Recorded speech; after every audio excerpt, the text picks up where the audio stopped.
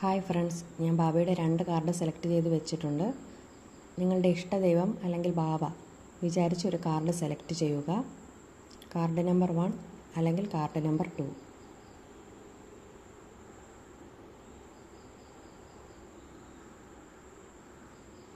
Okay, select ചെയ്തെന്ന് വിചാരിക്കുന്നു. Card number 1 select ചെയ്തവർക്ക് ദി ഗിഫ്റ്റ്.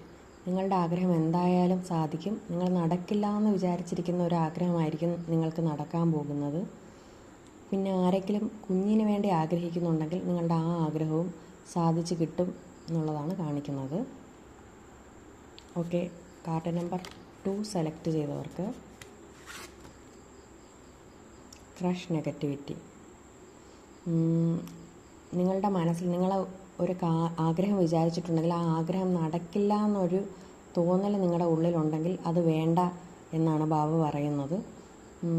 പൂർണ്ണമായിട്ടും പോസിറ്റിവിറ്റി, അത് നടക്കുമെന്ന് തന്നെ ഉറച്ച് വിശ്വസിക്കുക.